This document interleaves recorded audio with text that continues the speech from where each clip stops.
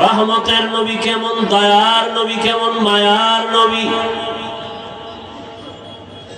সারা জীবন যদি নবীর গুণগানের বয়ান চলে, বক্তা মরে যাবে, বয়ান মরবে না। রহমতের নবীর গুণগান কোন কলমওয়ালা যদি লেখে, কলম শেষ হবে, লেখা শেষ হবে না।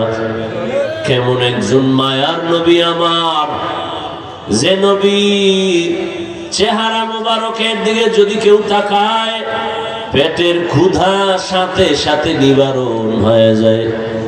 কেমন রহমতের নবী আমার, যেই নবীকে দেখা মাত্র মানুষের ঈমান তাজা হয়ে যায়। আল্লাহ সে নবীকে দান করলেন এমন একটা কিতাব, যে কিতাবটা ধরলে সওয়াব, যে কিতাব দেখলে সওয়াব, পড়লে সওয়াব। ওই কিতাবের নাম কি?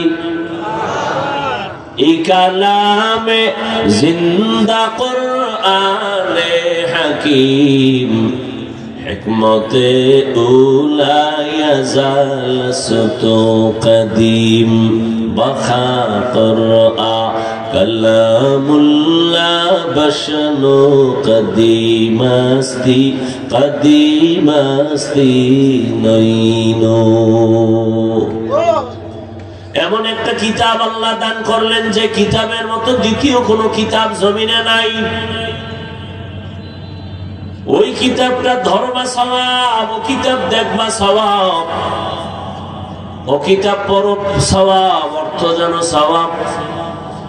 এই কিতাবটা যে ঘরে থাকে, ঘর বড় দামি।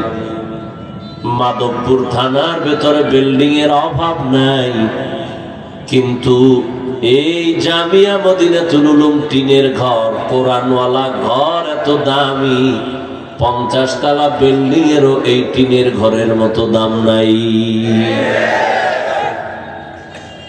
কোরআনের কারণে মজলিসের দাম।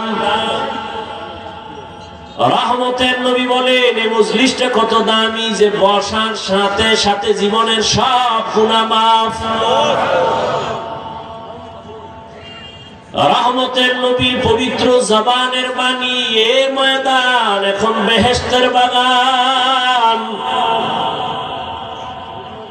রহমতের ফেরেশতারা পুরা ময়দানটাকে ঘেরাও করে আছেন। আল্লাহ ফেরেশতা দিয়ে আরশে আজিমে একটা সুন্দর মজলিস মিলাইছেন ফেরেশতা দ্বারা।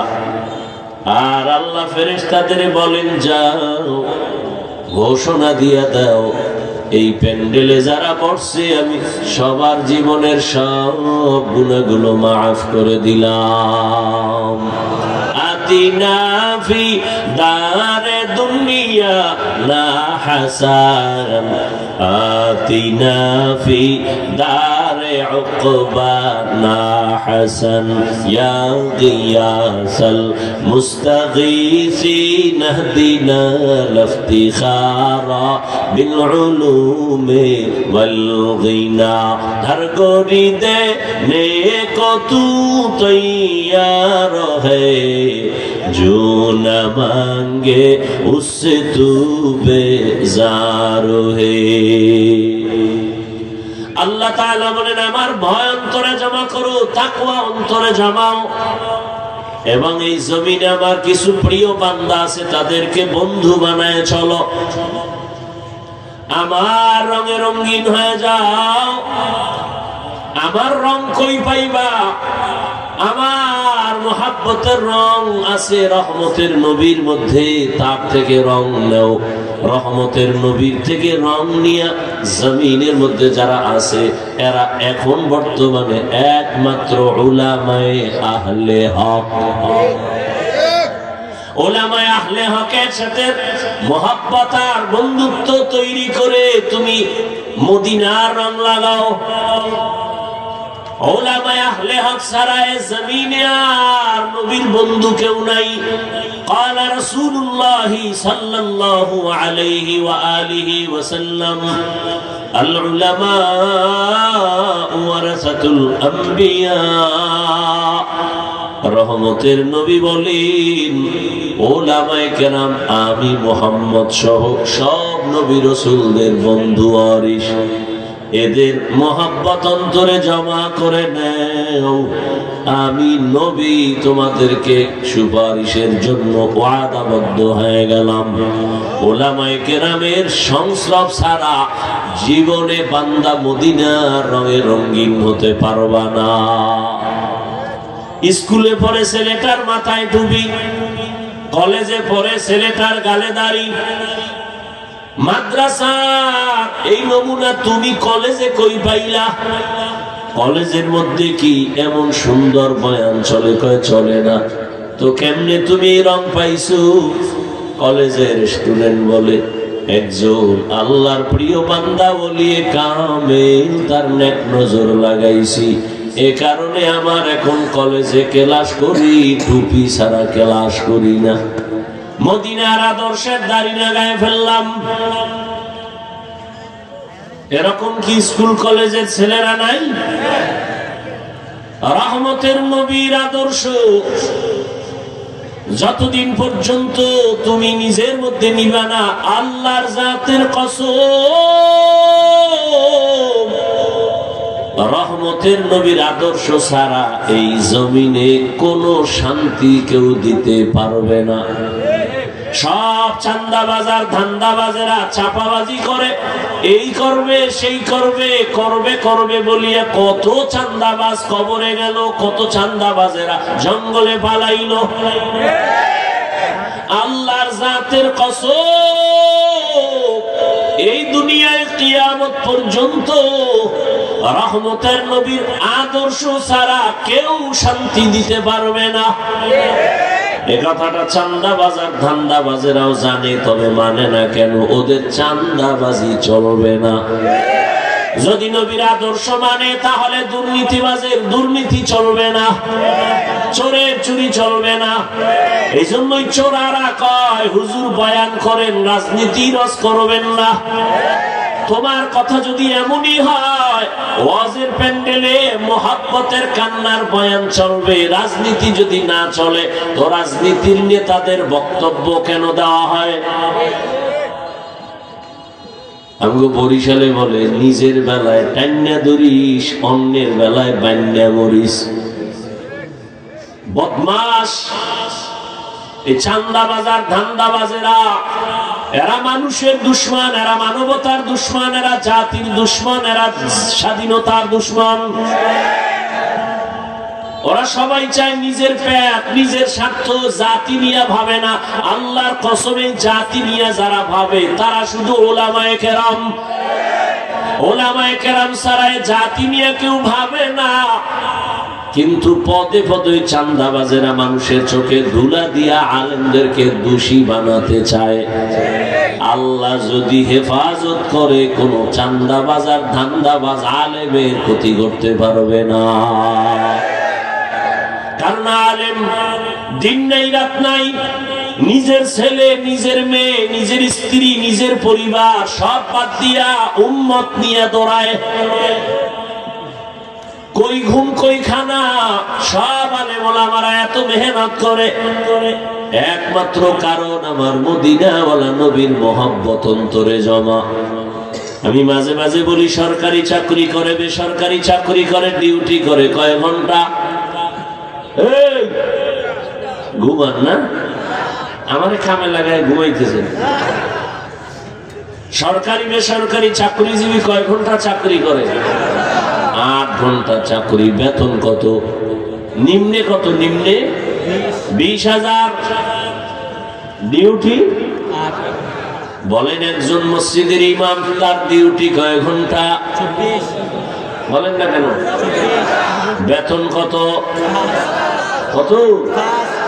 এর থেকে আর জালেম কি হতে পারে, জুলুম কি হতে পারে? সরকারি বেসরকারি চাকরি করে 8 ঘন্টা, বেতন নেয় 20,000। টেবিলের তলে আরো কত মুক্তার দানা ভরে থাকে। আর একজন আলেম ইমামতি করে 24 ঘন্টা ডিউটি পালন করে, বেতন 5,000, সভাপতি দেয় মাসে 100, সেক্রেটারি 50, তাও ঠিক মতো দেয় না। মাঝে মাঝে ইমামের আবার ধমক দেয় রিক্সার ড্রাইভার, এক ওয়াক্ত নামাজ না পড়াইলে ধমক দেয়, হুজুর গেছিলেন কই? ইমাম বলে এত বড় সাহস তুমি কে? বলে আমি রিক্সা চালাই। ধমক দিলা কেন? পাওয়ার কি? বলে মাসে 5 টাকা বেতন দেই। এরকম বেয়াদব আছে না নাই?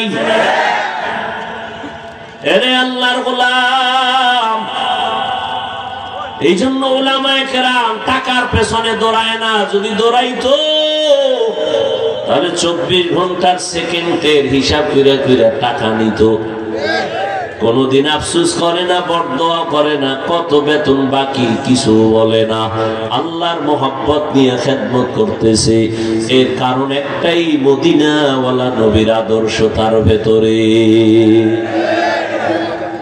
রহমতের নবী মক্কার জমিনে আসলেন এমন এক জায়গা, যে মানুষগুলো পৃথিবীর ইতিহাসে জাহেল, বড় চরিত্রহীন, এমন এক জায়গা মক্কার জমিনের মানুষ। রহমতের নবী এমন এক আদর্শ নিয়ে মক্কার জমিনে আসছেন। নবীর আদর্শ এক পর্যায়ে তারা গ্রহণ করিয়া চরিত্রহীন মানুষগুলো এত দামি হয়ে গেল। দয়াময় আল্লাহ লিস্টি দিয়া কয়, যাও জিবরাইল এই লিস্টি আমার রহমতের নবীরে দিয়া দাও। লিস্টির ভিতরে যাদের নাম আছে এরা সব বিনা হিসাবে জান্নাতি। যেই মক্কার মানুষগুলো এত খারাপ, সেই মানুষগুলোর উপরে চিঠি চলে আসলো, লিস্ট চলে আসলো, যে এই লিস্টিতে যাদের নাম, এরা কি? কথা বলেন না কেন? এর মধ্যে 1 নম্বরে কার নাম? কার নাম? আবু বকর।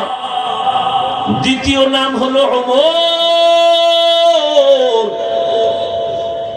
যেই ওমর আমার নবীকে জবাই করার জন্য তরবারি নিয়ে দৌড়ায়। রহমতের নবীর চেহারা মুবারক দেখে সেই ওমর এতটা আশিক, রহমতের নবীর সামনে গিয়ে তরবারি ফালায় বলে, ইয়া রাসূলুল্লাহ আমারে কালেমা পড়ায় দেন, বেয়াদবি করে ফেলেছি, মাফ করে দেন। রহমতের নবীর ছোঁয়া পাইয়া ওমর এমন দামি হয়ে গেল, তরবারি হাতে নিয়ে দাঁড়ায় বলে, ইসলামের দুশমনেরা, মুহাম্মদের প্রয়োজন নাই, যদি কেউ কিছু বলতে চাও আমি ওমরের তরবারির সামনে দাঁড়ায় যাও। আল্লাহ সে ওমরকে নবীজির ছোঁয়া পাওয়ার কারণে এতটা দামি বানাইছেন, এখন ওমর যেই পথে চলে শয়তান ওখানে চলে না। যুবক ছেলেটা একটা মদের বোতল হাতে নিয়ে মদ পান করে, মস্তি করে আর রাস্তা দিয়ে যায়। হঠাৎ করে তাকায় দেখে অন্য রাস্তার মাথায় ওমর আসতেছে। যুবকের অন্তরে ভয়, ওমরের দেখে এতটা ভয়, যদি মদের বোতল ওমর দেখে আমার গলায় ছুরি লাগাই দিবে, তরবারি চলে কথার আগে। যুবক ডাকে, হে মালিক, দয়া করে তুমি আমাকে হেফাজত করো, আর মদ পান করব না। ওমর সামনে আইসা এবার ডাক দিয়ে কয়, যুবক এই বোতলটা আমার হাতে দাও। যুবকের বোতলটা হাতে দিতে চায় না, যুবক কাঁপতেছে ভয়ে। বলে, কাঁপো কেন? ভয় নাই, বোতল দাও। যুবক বোতলটা হাতের মধ্যে যখন দিছে, ওমরে ফারুক বোতলটা হাতে নিয়ে তাকায় দেখে এক ফোঁটা মদ নাই, পুরা বোতলটা সাদা দুধে ভরা। এখন মানুষ রহমতের নবীর আদর্শ কেমন? জীবনে নবী কোনদিন একটা মিথ্যা কথা বলেন নাই, কোনদিন আমার নবী কাউকে গালি দেন নাই। হাজারো গালি শুনছেন, নবী গালির জবাবও দেন নাই। আরো আশ্চর্য, রহমতের নবী কোনদিন দুটো চোখ মোবারক গরম করে কারো দিকে তাকান নাই। কেমন মায়ার নবী আমার, ওই নবী তার আদর্শ পাইয়া ওমর দামি হয়ে গেল, আবু বকর দামি হয়ে গেল। এরে নবীর উম্মতের দল, ওই নবীর আদর্শ ছাড়া আমি কসম করে বলেছি এই জমিনে শান্তি কেউ দিতে পারবে না। আজকে নবীর আদর্শ যার কাছে নাই তার মতো অশান্তিতে কেউ নাই। আর এত ভেজালে ভরা বাংলাদেশ, এরপরেও নবীর আদর্শ আমাদের কাছে যাদের আছে, আমাদের মতো শান্তিতে এই কোন জমিনে কেউ নাই। নবীজির আদর্শ নিয়ে যারা আছে এদের মতো সম্মানে শান্তিতে এখনো কেউ নাই। এরে নবীর উম্মত, রহমতের নবী আমার এমন এক আদর্শ দিয়ে গেলেন, কিয়ামত পর্যন্ত নবী চ্যালেঞ্জ করে গেলেন, এই আদর্শ যদি তোমরা ধরে রাখো জীবন চলে যাবে, কোনদিন তোমার সম্মান আর ঈমান যাবে না। রহমতের নবীর আদরের একজন সাহাবী সালাবা তার নাম, অল্প বয়সে নবী বড় আদর করেন। একদিন আল্লাহর বান্দা পথ দিয়ে বের হয়ে গেল, রাস্তা দিয়ে কোথায় যেন যাচ্ছে, হঠাৎ বাতাস চলতেছে পুরা মদিনার এলাকায়। সালাবা নামের আল্লাহর বান্দা অল্প বয়স কিশোর, হঠাৎ রাস্তা দিয়ে হাঁটতেছে হাঁটতেছে, হঠাৎ করে চোখের নজর বাড়ির মধ্যে পড়ে গেল। বাড়ির মধ্যে একটা মহিলা গোসলখানায় ছিল, পর্দা লাগানো, হঠাৎ করে বাতাসে পর্দা উড়ে গেল। সালাবার চোখের নজরটা অনিচ্ছায় ওই মহিলার দিকে যখন পড়ে গেল, সাথে সাথে বাতাস আবার পর্দা ফালায় দিল। রহমতের নবীর আদরের সাহাবী কিশোর সাহাবী সালাবা ভয় ভাবতেছে কি হয়ে গেল, ভাবতেছে ভাবতেছে, হঠাৎ অন্তরের মধ্যে এই পরিমাণ ভয়। রহমতের নবী আমার এত আদরের, এত আদর করে, আমি তো ইচ্ছা করে ওই মহিলার দিকে তাকাই নাই, হঠাৎ করে নজর পড়ে গেল। আমার মাওলায় যদি নবীরে জানায় দেয়, আমি কেমনে নবীর সামনে লজ্জায় মুখ দেখাবো। ঢুকছে অন্তরে, ঢুকা এমন ভাবে এটাকে ভাবাইল। সালাবা ভাবতে ভাবতে হঠাৎ চোখের পানি পড়া শুরু হয়ে গেল যে না, আমি এই অবস্থায় আমার নবীর সামনে যাব না। যদি আল্লাহ জিবরাইলের দিয়া জানায় দেয়, ও জিবরাইল নবীরে জানায় দাও সালাবা বেগানার দিকে নজর দিয়েছে, নবী এত আদর করেন, আমি সেই নবীর সামনে কেমনে দাঁড়াবো। কিশোর সাহাবী সিদ্ধান্ত নিল, আমি আর নবীর সামনে যাব না। সিদ্ধান্ত নিয়ে রওয়ানা, পার্শ্বে জঙ্গল আর পাহাড়ের দিকে চলে গেল। পাহাড়ে যাইয়া ওই সালাবা কিশোর সাহাবী কান্না করে, কান্না এত কান্না, একদিন দুই দিন তিন দিন চলে গেল। সালাবা পাহাড়ে চূড়ায় গিয়া কাঁদে, ও দয়ার মালিক তুমি আমারে দয়া করে মাফ করে দাও, আমি রহমতের নবীর সামনে কেমনে দাঁড়াবো। চোখের পানি ছেড়ে পাহাড়ের ওই চূড়ায় গিয়া কান্না করে, ও আমার কলিজার যুবক, সারাটা রাত মোবাইল সামনে নিয়ে জেনা করতেছো, মোবাইলের দিকে তাকায় সারা রাত চোখের জেনা, কানের জেনা, জবানের জেনা, অন্তরের জেনা। আর ওই নবীর সাহাবী কিশোর সালাবা নবীর সামনে কেমনে দাঁড়াবেন, পাহাড়ে চলে গেলেন। ওই পাহাড়ের চূড়ায় কান্নার আওয়াজ, একদিন দুদিন তিন দিন এভাবে যেতে যেতে এক মাস সাহাবা নবীর কাছে নাই।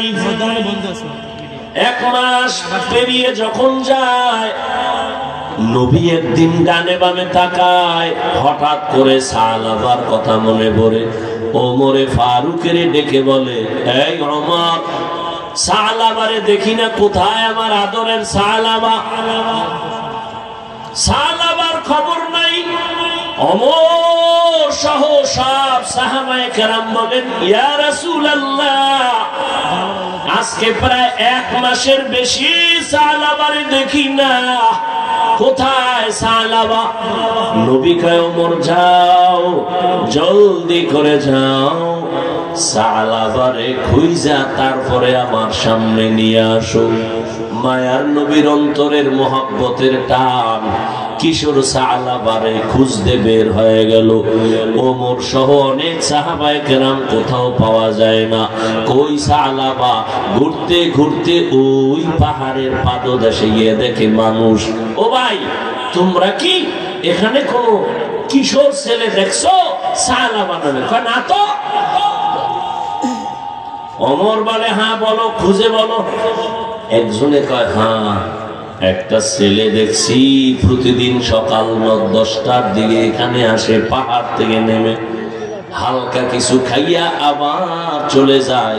দেখি তার চোখ গড়ায় শুধু পানি পড়ে। কান্না করে করে আসে, আবার কান্না করে করে চলে যায় পাহাড়ে।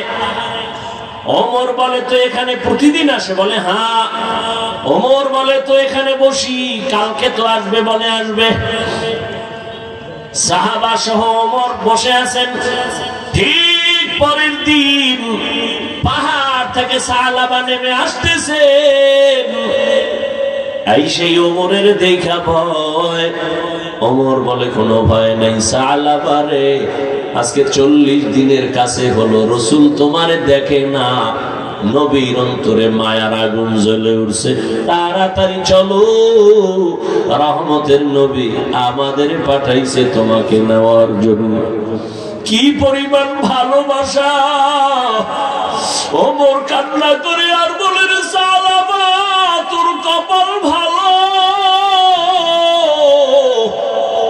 কারণ আমার মায়ার নবী তোমারে খুঁজতে পাঠাইছেন। সাহাবা কাদের কয়, ওমর ভাই, আমি যাব না, নবীর সামনে কেমনে দাঁড়াবো? আমি অন্যায় করে ফেলেছি, বড় লজ্জা পাই। ওমর বলে, রসুল থেকে ওয়াদা নিয়ে আসছি, তোরে না নিয়ে যাব না। সাহাবার হাত ধরিয়া জোর করে মদিনার নবীর পথে রওনা। রহমতের নবীর সামনে ওমর সাহাবার নিয়ে হাজির। সাহাবা কান্না করে করে বেহুশ। মায়ার নবী বসায় কয়, আয় সাহাবা, এক মাস ভিতরে দেখি না কেন? সাহাবা কাঁদে, নবী আমারে আল্লাহ মাফ করবেনি। সাহাবা কাঁদতেছে। নবী বলেন, আমার উরুর উপরে মাথা লাগাইয়া রেস্ট নাও, শুয়ে শুয়ে একটু আরাম করো, কান্না বন্ধ করো। তুমি যদি অন্যায় করো আমার মাওলা মাফ করে দিবেন। সাহাবা কান্না করে কান্না করে কান্না করে আর এদিক সেদিক দৌড়াতে চায়। রহমতের নবী বলেন, সাহাবা কান্না বন্ধ করো, আর কাঁদিও না। সাহাবা একবার নবীর উরুর উপরে মাথা লাগায় আবার বসে, আবার নবী শোয়া দেয়, আবার বসে। হঠাৎ করে কান্নার এক পর্যায়ে সাহাবা কয়, ইয়া রাসূলুল্লাহ, আমার পিঠের মধ্যে পিপিলিকার মতো কি যেন হাঁটে। রহমতের নবী চোখের পানি ছেড়ে কয়, রে সাহাবা, কালেমায়ে শাহাদাত পড়, আজরাইল সে হাজির, তাড়াতাড়ি কালেমা পড়। সাহাবা কালেমা পড়তে না পড়তে দেখে প্রাণ পাখি নাই। মায়ার নবী সাহাবার মাথা ধরে কাঁদতেছেন আর বলে, ওমর তাড়াতাড়ি জানাজা রেডি করো, সালাবার কবর খনন করো, জানাজার প্রস্তুতি নাও। ওমর সাহাবায়ে কেরাম সবাই রেডি, গোসলের ব্যবস্থা করো। কাফন পরানো হলো, গোসল করানো হলো। রহমতের নবী কয়, সালাবার খাটিয়া আমি মুহাম্মদের কাঁধে দাও, আমি সালাবার খাটিয়া কাঁধে নিয়ে যাব। ওমর বলে, আমরাও কাঁধে নিলাম, সবাই ময়দানে যাচ্ছি, জানাজা হবে। মানুষ, হাজারো মানুষ তৈরি হয়ে গেল ময়দানে। কিন্তু দেখি তাকাইয়া আমরা পুরা পাও ভর করে করে হাঁটি, কিন্তু রহমতের নবী শুধু বৃদ্ধাঙ্গুলের উপরে ভর করে করে হাঁটেন। ওমর বলে, ইয়া রাসূলুল্লাহ, এত কষ্ট করে পা মোবারক ফেলেন কেন? পুরা পা ফেলে হাঁটেন না কেন? রহমতের নবী বলেন, ও ওমর, জানো না আমি দেখতেছি সালাবার উপরে আমার আল্লাহ এতটাই খুশি, আসমান থেকে কোটি ফেরেশতা ময়দানে হাজির। সালাবার জানাজায় হাজির হয়ে গেল, জানাজার পড়ার জন্য ফেরেশতারা এই পরিমাণ মাঠে আসে, আমি কদম দেওয়ার মতো জায়গা পাই না। আমি সালাবার জানাজার ইবাদতি করব। ও এলাকার মা বোনেরা, যুবক বাবারা, ওরে অনিচ্ছায় একটা মহিলার দিকে নজর পড়ায় যদি সালাবা এত কান্না করে, ওরে তুমি কি পরিমাণ গুনার সাগরে ডুব দিছো। নবীর আদর্শের দাড়ি নাই, টুপি নাই, নামাজ নাই, আমার নবীর কাতারে কেমন করে দাঁড়াইবা? পায়ে হাত রেখে বলি, এখনো সময় আছে, তওবা করো। আর জীবনে নবীরে কাদাইও না, দাড়ি কাটিও না রে যুবক। আমার নবীর আদর্শের মালা গলায় লাগাও, ওলামায়ে কেরামের পরামর্শ নিয়ে জীবন চালাও। আর দাড়ি কাটিও না, নামাজ ছাড়িও না। তোমার মতো কত জেনারেল সন্তানেরা জেনারেল লাইনে থাকিও চাকরি করে, ব্যবসা করে, নামাজ ছাড়ে না, বেপরদায় চলে না। তুমি কেন পারবা না? আল্লাহর কাছে তওবার নিয়ত করো, মরিয়া গেলে যাব, আর কোনোদিন দাড়ি কাটবো না, নবীর বিরুদ্ধে যাব না, নামাজ ছাড়বো না, মা বাবার সাথে বেয়াদবি করব না, নবীর তরিকা মেনে উলামায়ে কেরামের পরামর্শ নিয়ে চলবো। তওবা করার যদি নিয়ত হয়, খাঁটি তওবার নিয়ত যাদের আছে, দুটো হাত আমার আল্লাহকে দেখায় দাও। আয় আল্লাহ, হাতগুলো কবুল করে নেন, তওবা কবুল করে নেন। আয় আল্লাহ, তওবার উপরে মজবুত হইয়া চলার মতো তৌফিক দান করেন, আমিন।